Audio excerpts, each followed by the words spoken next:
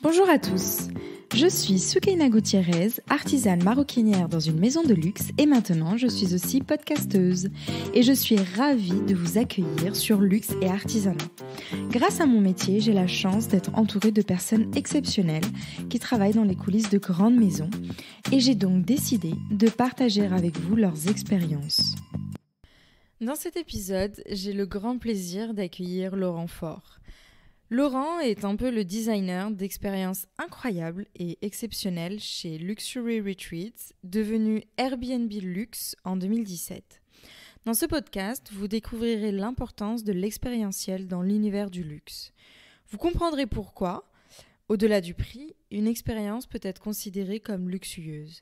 Vous découvrirez également comment des maisons comme Louis Vuitton remercient leurs meilleurs clients de manière parfois assez particulière. Mais je ne vous en dis pas plus et je laisse place à ma conversation avec Laurent Faure. Bonne écoute.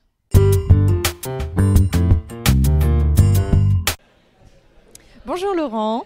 Bonjour, comment ça va? Ça va très bien et toi? Super. Merci beaucoup d'avoir accepté l'invitation pour le podcast. Je suis vraiment très très contente de t'entendre. Merci de m'avoir invité. Alors dans un premier temps, je vais te demander de te présenter s'il te plaît. Oui, alors je m'appelle Laurent Faure, j'ai bientôt 40 ans. Je travaille dans le luxe depuis l'âge de 14 ans. Première expérience étant travailler pour un 3 étoilés Michelin en cuisine. Donc ça, c'était ma vraiment première expérience luxe et que j'ai vraiment adoré. Et j'ai continué là-dedans en faisant une école hôtelière, BTH puis BTS et continué avec un MBA à Cornell et ESSEC. Ça, c'est pour mon expérience éducative. Et pour mon expérience professionnelle, j'ai fait des stages dans parmi les plus grands palaces du monde. J'ai travaillé au Delano à Miami, j'ai travaillé au Parc Hyatt à San Francisco. Et puis après, j'ai travaillé au Connaught à Londres, au Bristol à Paris, au Montalembert à Paris. Donc à peu près 18 ans dans l'hôtellerie de luxe, où j'ai occupé tous les postes de comptable, gouvernant, chef de réception, concierge, butler. Donc un petit peu tous les postes. Et donc toujours dans des hôtels ou des palaces 5 étoiles. Puis j'ai décidé de déménager au Canada, où j'ai vécu pendant 12 ans. Et là... C'était en quelle année le Canada? 2006. 2006, je suis parti et là, j'avais envie de me concentrer toujours dans le luxe, mais plus dans l'hôtellerie. Et là, j'ai travaillé pour Bang & Olufsen, où j'étais le directeur de la boutique pendant 7 ans. Et puis après, je travaillais pour Louis Vuitton pendant 2 ans en tant qu'attaché de direction clientèle en charge des VIP. À la suite de ça, j'ai quitté Toronto pour m'installer à Montréal pendant 2 ans et demi, où je travaille depuis 4 ans maintenant pour une compagnie qui s'appelle Luxury Retreats, qui loue des villas de luxe dans le monde et qui a été rachetée il y a 2 ans par Airbnb. D'accord. Très longue expérience vu que tu as commencé à bosser à partir de 14 ans. Donc en fait, tu as toujours su que tu voulais travailler dans ce milieu-là. En fait, je voulais travailler comme chef. C'était ma première expérience et ça s'est avéré être pour un très grand chef, 3 étoiles Michelin, qui avait un hôtel 5 étoiles. Et j'ai adoré ce côté brillant, scintillant, du détail, du service parfait, impeccable, être prévenant pour les clients et ça m'a beaucoup plu et je suis pas parti. Moi, il y a 2 expériences sur lesquelles j'aimerais qu'on s'attarde. C'est l'expérience chez Louis Vuitton. Oui. Et la dernière. Donc du coup, au niveau de ton expérience chez Vuitton, est-ce que tu pourrais un petit peu plus préciser ce que tu faisais, quel était ton rôle exact, les personnes avec lesquelles tu travaillais, Oui. Voilà. Alors, Louis Vuitton à Toronto venait d'ouvrir une maison. Une maison, c'est un magasin qui concentre tous les univers, donc prêt-à-porter hommes, femmes, la joaillerie, et bien sûr la maroquinerie. Donc c'est un très très grand magasin. Du coup, c'était en quelle année? C'est une bonne question. C'était en 2012, je pense. D'accord. Ouais, 2012. Mon rôle était donc attaché de direction chargé clientèle VIP. Et mon rôle, c'était vraiment de choyer toute cette clientèle VIP. On avait un salon dont j'étais le garde, c'est moi qui organisais des soirées, qui invitait des clients quand je les repérais dans le magasin, qui avaient besoin d'un accueil et un service très particulier où on offrait du champagne. Et en fait, la politique chez Vuitton qui m'a beaucoup aidé à comprendre le travail que je fais en ce moment, c'est-à-dire que chez Vuitton, on ne fait pas de cadeaux. Par exemple des cadeaux des produits Vuitton, c'est-à-dire on n'offre pas de sacs, d'écharpes, de parfums. On offre ce que money cannot buy, c'est-à-dire que des choses que les clients ne pourraient pas s'offrir. Et quand on est client chez Vuitton, généralement on peut s'offrir un peu tout. Et en fait, c'était trouver des choses qui sont très personnelles, vraiment apprendre à connaître le client et à offrir quelque chose de très singulier que Louis Vuitton pourrait avoir accès. Donc, c'est-à-dire, chez Vuitton, on invite les clients au défilé. Ça, c'est très difficile pour y aller. S'ils adorent le champagne, comme LVMH est un grand groupe, on peut leur faire des visites privées chez Veuve Clicquot ou chez Ruinart, dans des grandes maisons du groupe LVMH. Et pour des anniversaires, on organisait des dîners pour nos grosses clientes dans le salon. Et on essayait de trouver toujours quelque chose qui leur était très cher. Par exemple, un exemple concret, on avait une cliente qui adorait le Japon. Et on lui a recréé la cérémonie du thé matcha dans le salon avec un master tea qu'on a fait venir exprès pour elle dans le salon et elle n'avait aucune idée. Et on lui a organisé ça pour elle et sa famille. C'est génial. Et en fait, c'est ça qui touche les clientes. Et en fait, ce que je me suis aperçu, que ces clientes, peu importe le designer, peu importe la maison, elles s'attachent et elles viennent pour nous, les employés. Elles ne viennent pas, elles viennent pour la marque, mais elles peuvent très bien aller chez Hermès, chez Chanel, chez d'autres marques. Mais en fait, à la fin, mes clientes que j'avais su repérer et développer, les clientes qui commençaient avec des achats de 20 000 dollars à l'année, j'arrivais à les développer à 250 000, 300 000, voire 1 million à l'année. Et en fait, ces clientes arrêtaient de choper, de magasiner dans notre marque parce que justement, elles me connaissaient et elles venaient passer du temps avec moi. Et c'est ça ce qu'ils appellent clienteling. C'est vraiment travailler sur le client, penser à leurs anniversaires, leur envoyer des cadeaux particuliers. Notre exemple qui était assez sympa, c'était pour la fête des mères. Toutes les maisons de marque offrent des fleurs. Et tout le monde, elles se font livrer leurs fleurs favorites par les plus grands fleuristes. Et en fait, moi, ce que je voulais faire qui soit très différent, c'est que c'est moi qui suis les apporter les fleurs. Et ça, elles étaient absolument... parce que j'avais pris du temps pour moi, pendant que le magasin était très occupé par la fête des mères. Et c'est moi qui ai ouvert la porte en leur offrant les fleurs. Et le lendemain, elles venaient... pour faire bien sûr pour dépenser de l'argent. Donc et c'est ces petits détails qui font vraiment une grosse différence. Et pourquoi on m'a embauché chez Vuitton? C'est parce qu'en fait de plus en plus les grandes maisons de marque recherchent des personnes qui ont travaillé dans les hôtels parce que justement on a ce détail, attention du détail, toujours être penser avant que le client pose la question, vraiment créer la demande, créer l'envie et répondre à cette envie sans même qu'ils sachent qu'ils aient envie de cette chose. Et ça, c'est typiquement de l'hôtellerie. Un concierge doit savoir exactement où vous voulez aller, dans quel restaurant, sans même que le client dise où il a envie d'aller. D'accord. Je trouve ça fou qu'une maison comme Vuitton qui vend des produits cherche à remercier entre guillemets ses clients avec de l'expérientiel. Et je trouve ça hyper intéressant qu'ils aillent en fait au-delà de leur objectif en fait de ce pourquoi ils sont là, qui est de vendre en fait des magnifiques sacs ou des magnifiques habits.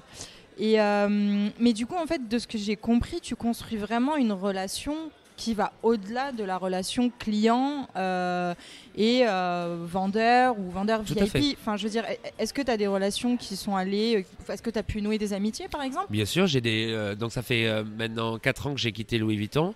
J'ai mes plus grosses clientes qui viennent me voir à Paris depuis que j'ai déménagé, rien que pour venir me voir. J'ai des clientes qui m'ont envoyé des jets privés pour aller à leur anniversaire.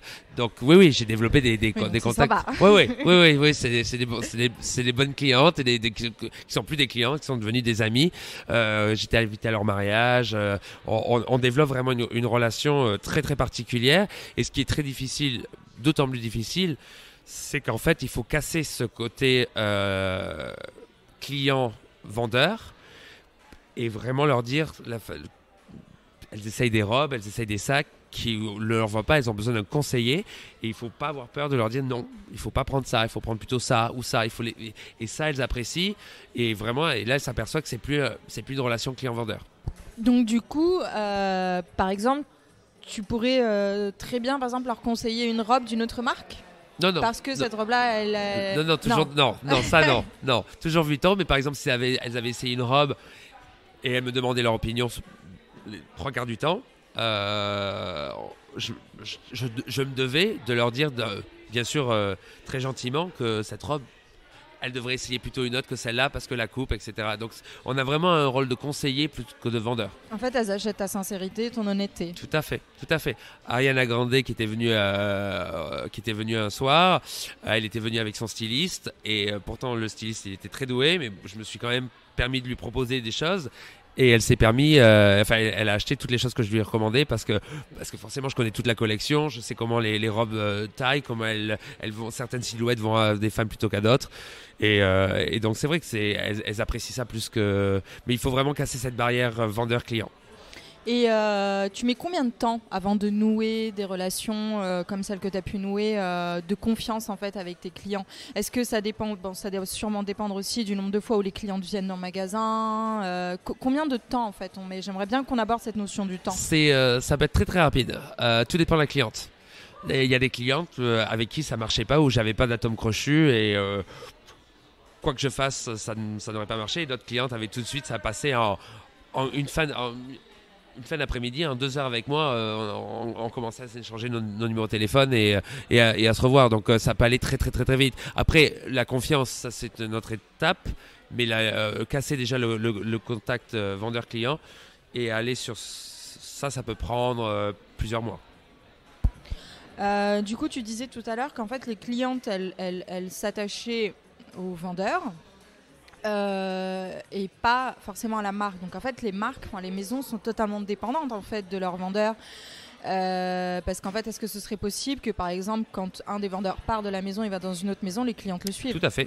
Moi depuis 4 ans j'ai encore des amis qui travaillent dans le même magasin. Toutes mes grosses clientes ne sont plus des grosses clientes chez Vuitton. Elles ont arrêté d'acheter Vuitton parce que je suis parti. Ah ouais, d'accord. Ouais. Et quand on avait des vendeurs qui partaient chez Chanel ou chez Hermès, on voyait que les clientes suivaient les vendeurs. Elles continuent toujours à acheter des petites choses chez Vuitton, mais leur total spend, ça passait de 50 000 à 5 000. Ah ouais. Donc c'est très très important. C'est pour ça qu'il y a des maisons comme Chanel qui ont compris ça, qui traitent très très bien leurs employés, qui les payent beaucoup mieux, parce qu'ils ont besoin et ils reconnaissent que c'est ce contact client qui peut être très difficile à obtenir. Et une fois que vous l'avez, la dernière chose qu'on veut, c'est que le personnel s'en aille. C'est comme si on comparait les coiffeurs, en fait, par exemple dans des grands salons. Par exemple, j'ai interviewé le directeur marketing digital du groupe de Sange et il m'a dit, en fait, nous, c'est que les clientes sont attachées avec les coiffeurs et elles sont en contact direct avec le coiffeur. Et du coup, il y a ce lien qu'elles entretiennent avec le coiffeur que la maison en fait ne pourrait pas se substituer. Tout à fait. Là c'est un peu différent parce que le coiffeur il a son style, donc chaque style est différent. Après un sac Vuitton, c'est dans n'importe quel magasin ça sera le même sac. Un sac Hermès sera... Donc là mais en fait comme le coiffeur en fait elles passent du temps à parler, elles racontent leur vie. Le coiffeur c'est le nom des enfants, les anniversaires, etc. Et c'est au coiffeur de développer ça et de se rappeler de leur vie et c'est pareil pour le vendeur. Il faut se noter des notes, il faut faire des rappels dans les agendas, l'anniversaire du petit, de la petite, l'anniversaire de mariage, etc. Et leur dire que voilà, on est là et on vous écoute et on est plus qu'un vendeur. Ces clients, quand ils viennent dans des magasins chez Vuitton, quand ils vont dans des grandes maisons, qu'est-ce qu'ils recherchent en fait? Oui. Qu'est-ce qu'ils cherchent? Alors, soit ils ont besoin d'un sac, ils ont besoin d'une paire de chaussures, ils ont besoin d'un vêtement. Donc ça, c'est le besoin. Mais une fois que la relation est créée, ils sont toujours dans le même... Ces magasins sont des endroits plutôt agréables. Donc, ces clientes sont toujours amenées à fréquenter ces endroits. Et après, ils viennent vous voir, ils viennent voir le vendeur pour discuter et pour dire bonjour. Sans forcément acheter. Après, c'est au boulot du vendeur doucement, il y a une nouvelle collection, il y a un nouveau sac, j'ai pensé à vous, ce sac est fait pour vous, je l'ai mis de côté, etc. Il faut toujours faire sentir à la cliente que le produit est pour elle et uniquement pour elle. Même si c'est un produit, de base. Et bon.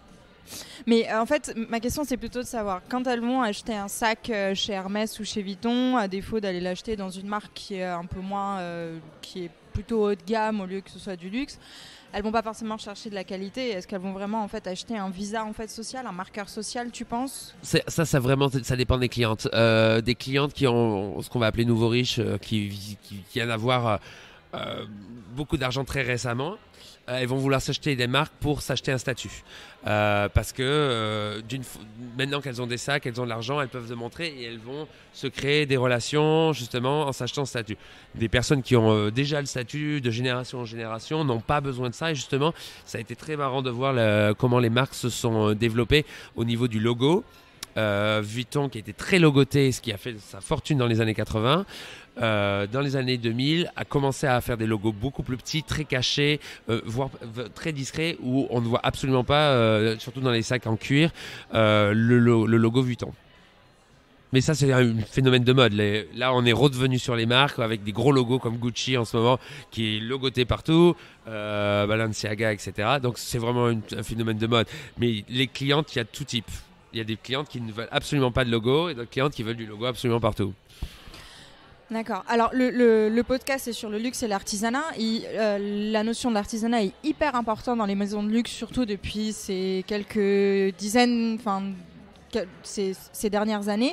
On met énormément en avant les mains en fait qui font la maison. Est-ce que les clients qui vont acheter en fait dans ces maisons, est-ce qu'ils sont conscients de cette notion d'artisanat ou pas du tout, ou c'est juste... Alors, de plus en plus, ça c'est quelque chose de très récent, comme des 10 dernières années, peut-être un peu plus, où justement les maisons ouvrent leur workshop, leurs ateliers. Leurs ateliers, merci. Leurs ateliers et montrent justement le savoir-faire. Et en fait, cette ouverture d'atelier est très privilégiée. Ce n'est pas tout le monde qui peut y avoir accès. C'est en fonction des très grosses clientes. Et c'est vraiment d'une part, quand on comprend comment c'est fait, après on a vraiment un amour pour le produit, un amour pour la marque. Et ça, les marques et toutes les marques le font. Le champagne, la bijouterie, le prêt-à-porter, bien sûr, la maroquinerie. Toutes les marques montrent leur savoir-faire. Pourquoi c'est si cher ? Parce que c'est fait comme ça. D'où viennent les produits ? Quand on achète un sac en crocodile, d'où vient le croco ? Éduquer le client. Le client, maintenant, a besoin de savoir. Il a besoin d'être éduqué. Il n'achète pas bêtement comme il le faisait peut-être il y a plus de 20 ans. Et justement, sur cette notion de besoin de savoir, ça implique une notion de transparence de la part des maisons, de pouvoir expliquer d'où vient telle ou telle peau, de pouvoir expliquer où a été fabriqué le produit. Toi qui as bossé pendant un certain nombre d'années chez Vuitton, et on va en parler de ton autre expérience, est-ce que tu sens que les maisons sont prêtes à s'ouvrir à ce niveau-là ? Parce qu'il y a quand même une tradition de secret dans les maisons de luxe. Oui, je pense qu'elles sont complètement ouvertes. Bon, elles n'ont pas le choix. Je pense qu'elles n'ont pas le choix. De toute façon, le client veut savoir et la presse et les médias et les réseaux sociaux, de toute façon, maintenant tout sait. Donc, c'est impossible de cacher quoi que ce soit.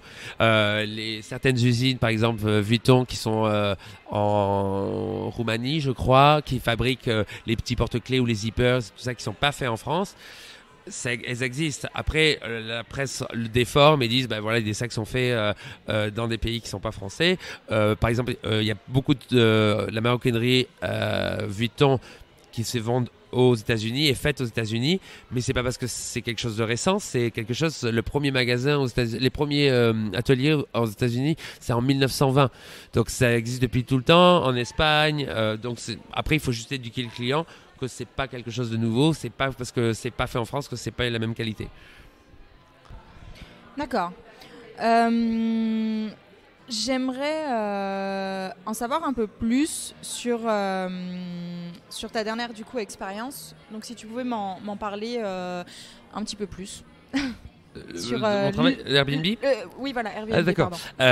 Donc en fait, j'ai commencé chez Luxury Retreat. J'étais tout ce qui était fidélisation de la clientèle. Donc j'ai créé un programme de loyauté. Donc ça, c'était le premier job pour lequel j'étais embauché. J'ai fait ça pendant 1 an et demi. Après, j'ai fait pendant 3 mois, j'étais en charge de tout ce qui était vente VIP. Donc j'ai dû me charger en fait de les clients, les vendeurs les conseillers de villas qui se cherchaient des très très grosses villas. Je leur ai appris comment approcher le client, leur parler. Plein de méthodes que Vuitton m'avait appris, comme la méthode du macaron, où on englobe le prix entre 2 couches d'informations. Donc ça, c'était mon deuxième job. Ah ouais, j'ai juste une question. Est-ce que tu peux peut-être me parler un petit peu plus de l'entreprise en fait? Depuis quand est-ce qu'elle existe? Est-ce qu'elle propose? Est-ce qu'elle offre? Ouais, donc Luxury Retreat, c'est une compagnie qui existe depuis 20 ans. Donc c'est vraiment les pionniers dans ce qu'on appelle home sharing, qui est la location de villas. Ils ont commencé il y a 20 ans. Airbnb a à peu près 10 ans. Donc pour donner par rapport à l'échelle, on a à peu près 4500 villas dans 610 marchés dans le monde entier. Et on propose des villas très très très très très très luxe qui commencent, le ticket moyen c'est à peu près 12 000 € la semaine pour une villa de 3 à 4 chambres. Après, la différence avec d'autres compagnies, c'est que nous avons un système de conciergerie. Donc quand vous louez votre villa, vous avez un concierge qui vous est attribué, et le concierge qui n'est pas vraiment un concierge comme dans un hôtel, qui est plutôt un TripAdvisor, un agent de voyage qui va complètement vous faire votre itinéraire avec un chauffeur qui va vous attendre à l'aéroport, un chef qui va vous faire la cuisine dans votre villa, un frigo tout rempli avec vos produits préférés, des massages à la villa, des excursions, etc. Donc ça, c'est vraiment comment nous on fonctionne.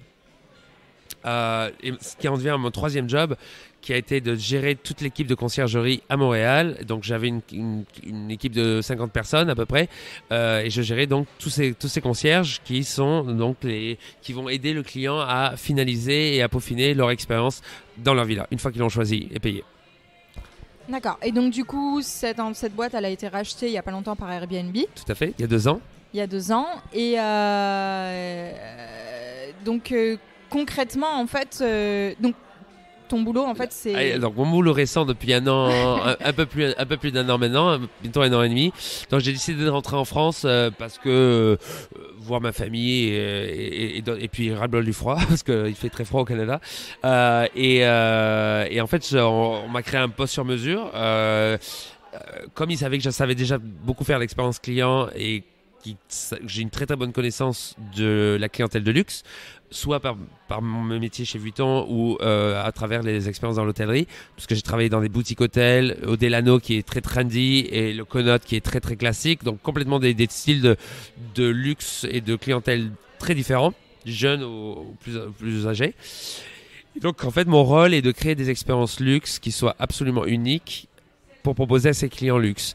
Ces clients luxe qui ont déjà tout fait, il faut les impressionner, il faut leur dire voilà, vous allez à Saint-Barth, ça fait la 10e fois que vous allez à Saint-Barth, nous, parce que vous y allez avec votre famille, vos petits-enfants, nous on vous propose de faire ça. Et toujours d'être très proactif dans le sens où on propose des expériences aux clients, contrairement à un concierge classique où vous allez voir le concierge, je dis qu'est-ce que je fais ce soir? Ça c'est déjà trop tard. Nous on s'y prend beaucoup à l'avance, 2 mois, 3 mois, 4 mois à l'avance, et là on leur propose des choses qui seraient à vue de les intéresser, qui sont bien sûr complètement customizable, qui sont personnalisables. Et après c'est de voir avec le client qu'est-ce qu'on garde, qu'est-ce qu'on ajoute, qu'est-ce qu'on enlève, qu'est-ce qu'on remplace, et pour rendre l'expérience complètement unique à eux. Tu peux nous donner des exemples d'expériences pour qu'on ait une idée? Oui, bien sûr. Alors, une des expériences, on peut parler d'expérience fun. Pour prendre quelque chose d'assez dérisoire, tout le monde veut faire la Tour Eiffel. Sauf que moi, je propose une expérience avec le petit-petit-fils de Monsieur Eiffel. Ou alors, tout le monde peut faire le tour de Londres en carrosse. Sauf que le carrosse que je mets à leur disposition, c'est le carrosse de la reine. Donc c'est que avoir des accès qui sont complètement privilégiés que la personne de lambda ne pourrait pas avoir s'ils ne savent pas qui contacter. Après, dans des choses qui sont complètement incroyables, on peut avoir un cours de cuisine avec Massimo Bottura, le premier chef au monde.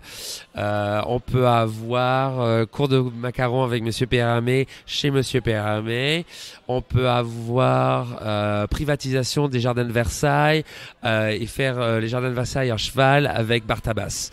Donc des choses complètement uniques et que vous verrez jamais ailleurs dans TripAdvisor et quoi d'autre sur Google. Ah, c'est fou. Sinon, il y avait l'expérience dont tu m'as parlé tout à l'heure à Rome. Oui. Ça, je trouve ça dingue, il faut que tu en parles. Oui, alors elle est un peu secrète, donc c'est pour ça c'est un peu compliqué. Non, mais si tu veux, on en parlera. Alors voilà, c'est la grosse différence avec ce que nous on fait. En fait, ces expériences, il y a des expériences dont je peux parler, il y a des expériences dont je peux pas parler.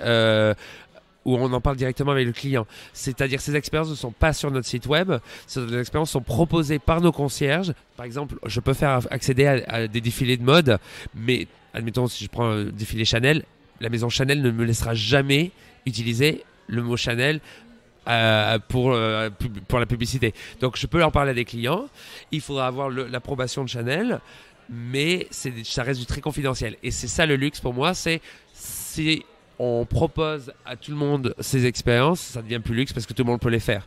Il faut que il faut que ça soit très discret. Il faut que le client, peu importe l'expérience, sente que c'est quelque chose qu'il est le seul à le faire, même si c'est pas le cas, mais qui sont vraiment très privilégiés, très peu à le faire. D'accord. Non mais je comprends tout à fait. Et du coup les auditeurs le sauront pas. Voilà. Mais moi, je le sais. Oui. Ok. Achetez une villa à Rome et je vous dirai le. Ok, d'accord. Et est-ce que du coup pour ce travail que là tu as chez Luxury Tweed, est-ce que tu as ce même relationnel que tu avais avec les clients chez Vuitton? Pas du tout, parce que je ne parle pas aux clients. Là, c'est mes concierges. En fait, moi, je suis en amont, je crée les expériences que je package et que je présente à mes concierges, et que c'est mes concierges qui font le travail. Ils ont déjà la relation avec le client. Moi, j'ai aucun intérêt de rajouter une couche d'une personne extérieure. C'est le concierge qui gère toute la relation client. Mais moi, je dois leur donner le maximum d'informations, qui contacter. Et après, ils voient avec les personnes qui justement vont faire l'expérience. Moi, je suis la personne pour juste être sûr que l'expérience est prête et vendable. Et du coup, chez Airbnb Luxe, du coup, c'est comme ça maintenant que ça s'appelle. Oui. Du coup, vous êtes conscient que ces fameux concierges, il faut les garder pour pas qu'ils partent avec les clients. Est-ce qu'il y a cette même politique que chez Chanel de vraiment faire attention à... Non, pas du tout en fait, parce que là, en fait, la personne qui va vous vendre la villa, ça va être une personne que vous avez à avoir à vie. Parce que la personne qui va vous conseiller la villa va connaître tout sur vous, va connaître comment vous voyagez, qu'est-ce que vous aimez comme type de villa, et cette personne va vous conseiller toutes les villas du monde. En revanche, les concierges sont spécialisés par région. Donc un client qui va aller à Rome, et le même client qui dans 6 mois va aller au Mexique, va pas avoir le même concierge, parce qu'il va avoir un concierge qui est spécialisé pour l'Europe et un concierge qui est spécialisé pour l'Amérique du Sud ou le Mexique. Donc, dans ce cas-là, à chaque fois, c'est apprendre sur le client, et la connaissance du concierge. La connaissance du concierge est très très très intense, parce que c'est vendre une villa. Je vais dire c'est plus facile parce que bon, la villa il faut la connaître, mais il y a tous les détails. Juste quand tu dis vendre une villa, c'est louer une villa. Louer louer un séjour. Il y a moins d'informations que apprendre tout sur une destination. Un concierge, ça va être les spécialités locales, ça va être les chefs, ça va être les voitures, ça va être toutes les excursions, c'est énormément de savoir. Donc ça serait pas possible que le concierge reste avec le même. On essaie de penser à ça pour les top VIP. Quand vous avez des stars internationales qui viennent, on essaie de leur donner le même concierge, mais pareil. La connaissance du concierge, c'est pas sur le client, c'est sur la destination, parce que c'est trop compliqué à gérer de connaître toutes les destinations. Et du coup, la personne qui loue la villa, donc c'est cette personne-là qui a une relation privilégiée en fait avec le client. Tout à fait. Mais donc ça veut dire que comment ça se passe? Le client connaît vraiment physiquement cette personne qui va lui proposer des villas, ou tout se fait par internet? Tout se fait par internet ou par téléphone. Le client voit une villa qui l'intéresse sur le site. ils contactent. En fait, c'est comme Airbnb. Oui, parce que ça a Oui. été racheté par Airbnb, c'est logique, mais du coup, on va sur le site, on Oui, oui. regarde.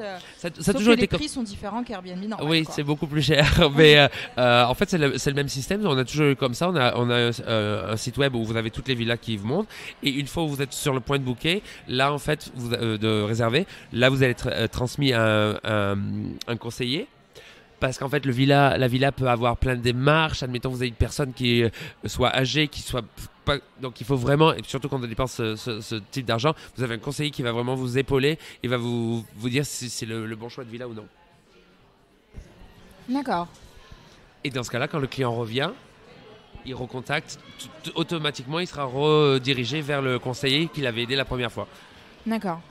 Moi, je trouve ça dingue qu'on puisse louer des villas à plus de 10 000 euros comme ça en cliquant sur Internet. Du coup, j'aimerais parler de la stratégie digitale en fait de la boîte, de cette boîte-là. Comment ça se passe en fait pour pouvoir attirer des clients comme ça Ce qui est d'un génial, point de vue digital? C'est que du bouche à oreille ou est-ce qu'il y a vraiment tout un marketing digital qui est mis en place Bien sûr. pour pouvoir avoir en fait des gens qui vont louer une villa à 10 000 euros par semaine? Oui, vous allez sur Google, vous tapez Villa Luxury. Généralement, on est parmi les premiers à arriver dans le search. Depuis, en plus, on a fait 20 ans qu'on existe. Alors, on est très présent en Amérique du Nord. Notre clientèle est essentiellement nord-américaine. Mais ça va se développer avec Airbnb.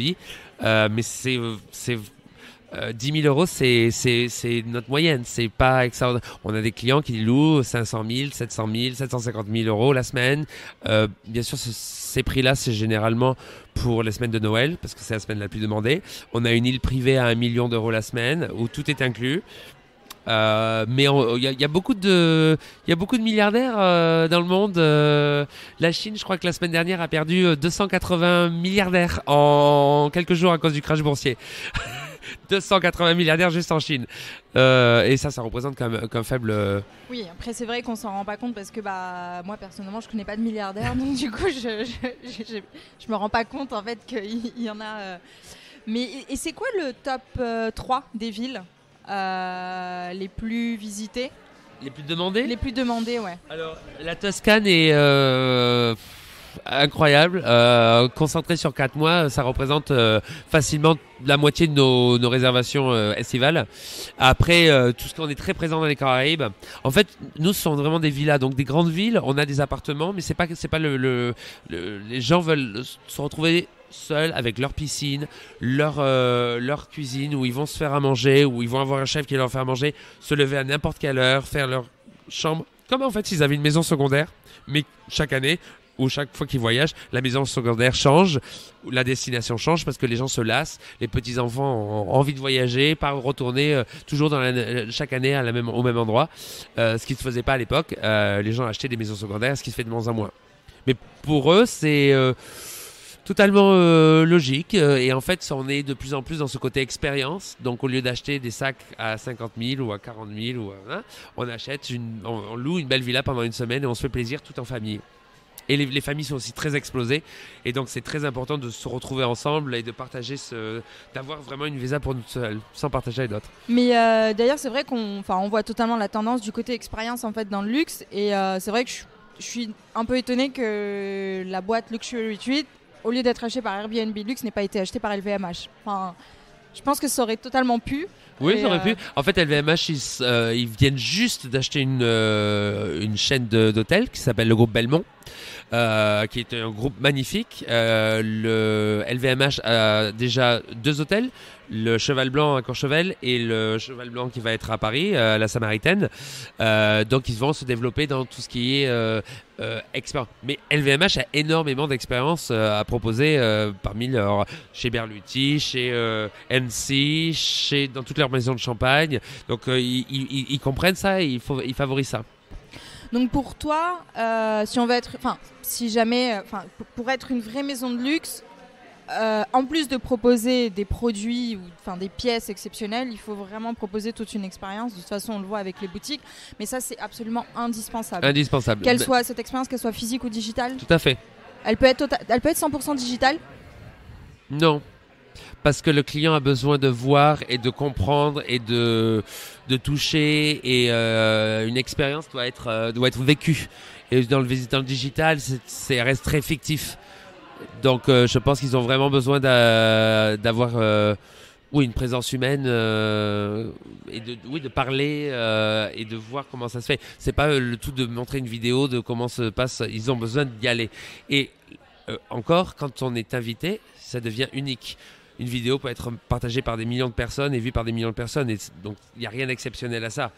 Mais par contre, être invité à un dîner dans un endroit exceptionnel qui arrive à très peu de gens, c'est ça que les gens le recherchent.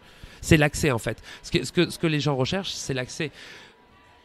L'argent ne donne pas l'accès à tout. On peut l'avoir, mais ça prend beaucoup de temps. Alors que si une personne qui a déjà, une personne qui a un accès à tout, il serait une personne très très riche, parce qu'il y aura toujours une façon de donner à quelqu'un quelque chose, de favoriser un échange ou une introduction à une personne, parce que la personne a besoin de quelque chose. Si vous voulez une star internationale, ça va être très difficile pour vous de l'avoir parce que vous n'êtes pas connu, donc vous êtes méfiant. Mais par contre, si moi qui ai déjà travaillé avec les agents de ces stars, je leur donne un coup de fil et en 2 minutes, je peux vous avoir n'importe quelle star, donc que ce soit de Beyoncé à Madonna. J'ai juste une question rapide sur les concierges. Ce sont des gens qui sont très expérimentés, qui ont beaucoup d'expérience, ce sont des seniors. Non, on les prend assez jeunes et on les forme. D'une part parce on est tous basés à Montréal. Donc on les prend, on essaie qu'ils aient une expérience luxe ou une expérience hôtelière ou une expérience voyage. On prend des gens qui ont beaucoup voyagé, qui parlent plusieurs langues et qui ont une certaine compréhension du luxe. Parce que ça, c'est très difficile à acquérir. Ouais, j'imagine. Parce que comment vous voulez vendre des expériences à 100 000 euros si pour vous c'est complètement invraisemblable d'acheter des expériences à 100 000 euros? Ça vous n'avez même pas à l'idée. Donc il faut être très très naturel. Quand je travaillais chez Vuitton et que je présentais un sac à 50 000, pour moi c'est comme si je présentais un portefeuille à 500. Il fallait pas du tout que ça me se voit sur mon visage, sur la façon dont je faisais l'approche du sac. Il fallait que je montre que ce soit un produit exceptionnel, mais que le prix était, vu la qualité, le produit, l'alligator, la façon, les heures qui ont passé, le prix était complètement justifié. Il faut pas que les gens donc c'est un peu la technique du macaron. Ce que je disais, c'est on met toujours le prix entre 2 couches. Donc, c'est-à-dire, on parle du produit, on annonce le prix et on finit sur comment la personne va vivre avec le produit. On ne finit jamais par le prix parce que la personne va rester avec cette chose-là en tête et c'est très négatif. D'accord. Si jamais là, on avait des jeunes qui nous écoutaient et qui voudraient devenir vendeurs dans du luxe, qui voudraient travailler là-dedans, quel conseil en fait tu leur donnerais? Alors, il faut pas avoir peur des grandes maisons, il faut rentrer dans les maisons et observer. C'est indispensable. J'ai eu beaucoup de mal avec mes concierges à Montréal. Je leur disais, mais allez chez Vuitton, allez au Ritz, allez. Vous n'avez pas besoin d'acheter. Tout le monde est autorisé, mais regardez comment les gens fonctionnent, comment ils regardent. Quand vous allez dans un restaurant et que vous êtes bien servi parce que le serveur vous remplit votre verre d'eau, alors que vous n'avez même pas vu qu'il était en train de vous regarder et qu'il avait vu que c'est ça le service. L'attention, toujours anticiper la demande du client. Il ne faut pas que le client vous demande quoi que ce soit. Il faut que vous ayez déjà compris qu'il a besoin de ça et que vous allez lui apporter. Et ça, c'est comme ça. Donc après, une fois que vous avez fait ça, que vous apprenez à comprendre les gens, à être intéressé aux gens, parce que le luxe c'est ça. Il faut écouter sur leur vie et après créer ces relations et c'est comme ça que vous réussirez. D'accord. Une autre petite question. Il me semble que tu as été élu le meilleur manager de l'année. C'était quand tu travaillais chez Bang & Olufsen, oui. Ouais. Du coup, j'aimerais. Alors moi, c'est une question qui me tient à cœur et que je pose de toute façon à tous les invités du podcast. Quels sont pour toi les critères en fait pour être un bon manager? Alors, essaye de résumer ça en 3 mots et ensuite tu pourras développer. Oui, je t'avais pas préparé cette question, mais du coup, c'est pas grave. Non. Alors, l'écoute, comme avec les clients, il faut écouter son personnel, il faut être attentif à la façon dont il travaille. dans son bien-être. Est-ce qu'il est heureux au travail? Est-ce qu'il y a des problèmes de famille? Comment on peut aider? Comment on peut travailler ensemble? L'écouter s'il a des choses à nous dire, à la partager, parce qu'ils ont peut-être des très très bonnes idées et souvent ça peut partir d'une très bonne discussion. Donc l'écoute, pour moi, c'est très important.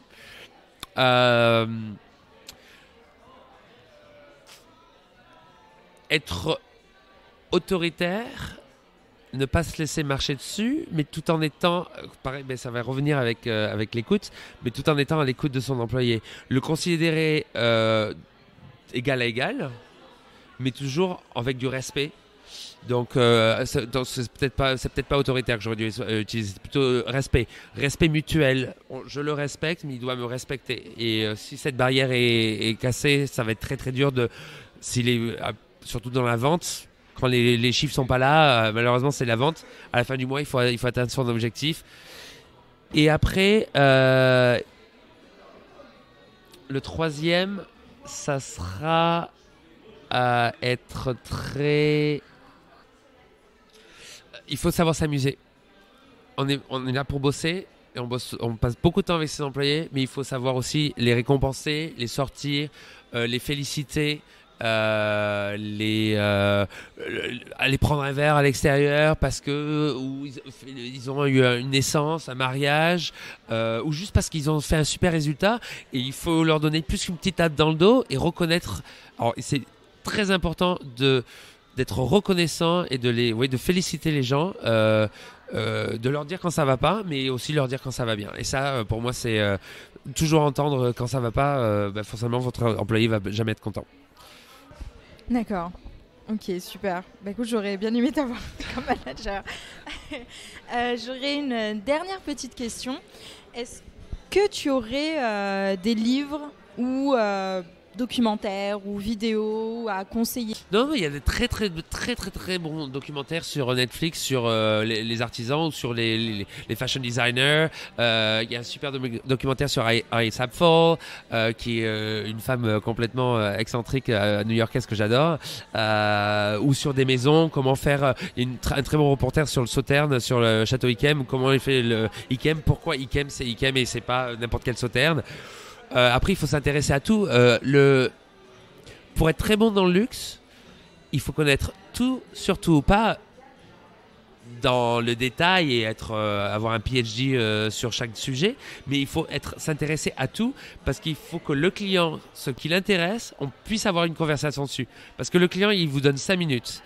Et il faut savoir comment vous pouvez répondre. Il faut avoir de la répartie. Il faut avoir une très bonne connaissance générale sur tout. Donc, en faisant de l'hôtellerie, ça m'a beaucoup aidé, parce qu'on a manger, tout le monde mange, boire, tout le monde boit. Donc avoir une connaissance sur les vins, les alcools, sur les mets, avoir une connaissance sur qu'est-ce qui se passe. Alors être toujours à l'affût, prendre les magazines comme Where, savoir quelles sont les nouveaux restaurants qui ouvrent, les nouvelles pièces de théâtre, les musées, les expositions.